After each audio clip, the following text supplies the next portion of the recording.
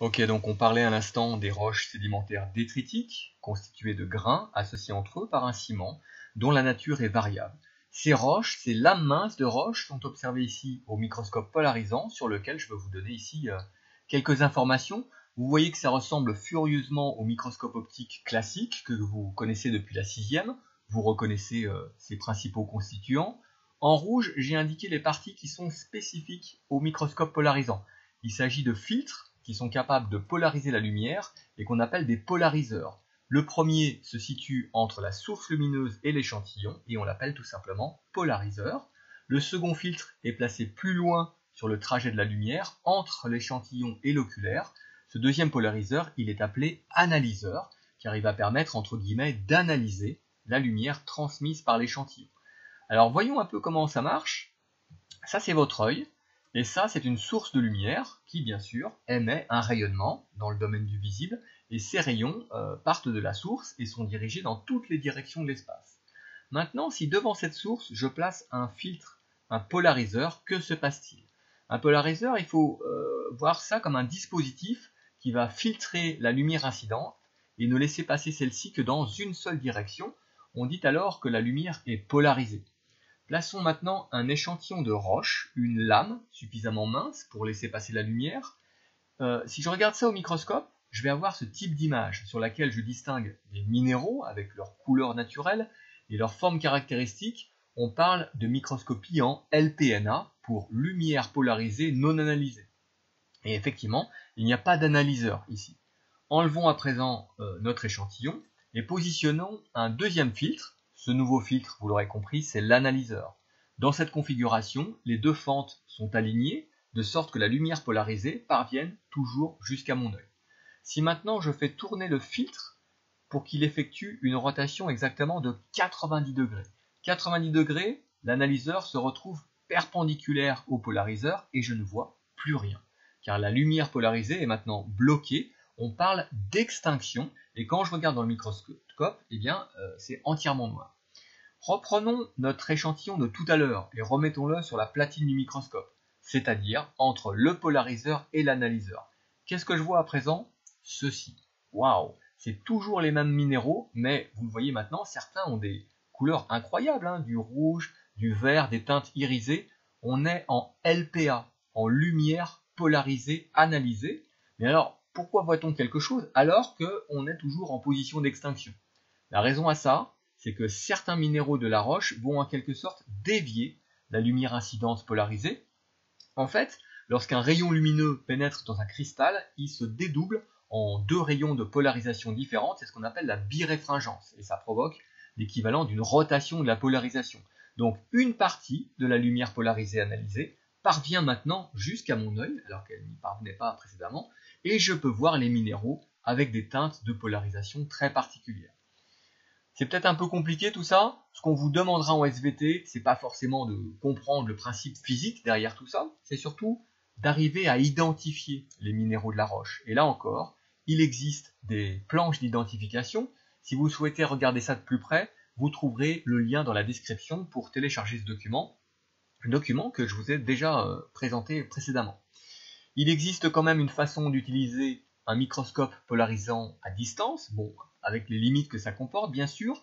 Il faut pour cela vous rendre sur le site de l'Académie de Caen, où il y a cette ressource tout à fait intéressante. Alors c'est un microscope polarisant virtuel qui vous permet de voir quelques échantillons. Le lien est dans la description, je clique dessus pour vous montrer à quoi ça ressemble. Donc ça se connecte directement au site. Je vous laisserai lire toutes ces informations vous-même. Je me dirige à gauche. Je vais choisir roche sédimentaire, bien sûr. Qu'est-ce que vous connaissez là-dedans? Allez, tiens, on va regarder une lame mince de grès. Le grès, bah, vous connaissez, hein, c'est la roche qu'on a vue tout à l'heure. Donc voilà ce que je vois au microscope. À gauche, l'image en LPA. À droite, l'image en LPNA. Donc les teintes sont tout à fait différentes, mais c'est le même échantillon. Ce sont majoritairement des grains de quartz qui sont visibles ici. Et tiens, tout à l'heure, si vous avez fait attention, vous avez peut-être remarqué que dans le schéma du microscope polarisant que je vous ai montré, hein, la platine était tournante. C'est-à-dire qu'on peut effectuer une rotation de l'échantillon entre les deux filtres. eh bien on peut faire ça ici aussi. Alors je vais lancer simultanément la rotation des deux images, gauche et droite. Alors hop et hop. Et je regarde ce qui se passe. Bon, à droite, pas grand-chose, ça tourne, d'accord, mais les teintes restent identiques, c'est normal. On est en LPNA. En revanche, à gauche, si vous suivez un minéral en particulier, tiens, par exemple celui-ci, il est blanc, et puis il devient noir, et gris, et blanc, et ainsi de suite. Et si vous regardez la plupart des minéraux, ça fonctionne de la même façon. Leur teinte change, varie au fur et à mesure de la rotation. Ça c'est lié, tiens, je vous le remonte une dernière fois, hop, hop. Ça c'est lié au fait qu'on n'a pas la même lumière qui passe selon l'alignement polariseur, échantillon, analyseur. Encore une fois, ce qu'on fait bouger ici, c'est l'échantillon. D'accord? Voilà, je ferme la parenthèse sur le microscope polarisant, qui, je le rappelle, est un outil important en géologie que vous serez amené à revoir. Je reviens à l'activité. Si j'y arrive, voilà. La consigne 2 vous demande aussi de réaliser un schéma explicatif du processus de diagenèse, mais si vous le voulez bien, on fera ça tout à la fin, ça sera sans doute plus clair. Je passe donc à la consigne 3 qui vous invitait à réaliser une expérience. Alors, pas évident de faire ça à la maison, bien sûr. C'est pour ça que je vous présente les résultats. L'idée ici, c'est de reconstituer, de simuler le processus de cimentation qui se produit entre les sédiments. Pour ce faire, on prend une pincée de sable fin, riche en cristaux de quartz. On dépose le sable sur une lame en verre et on dépose ensuite une ou plusieurs gouttes d'eau saturée en sel. C'est tout simplement du sel de cuisine, du chlorure de sodium, et dans l'eau, le sel, le NaCl, se dissocie en ion Na+, et en ion Cl-.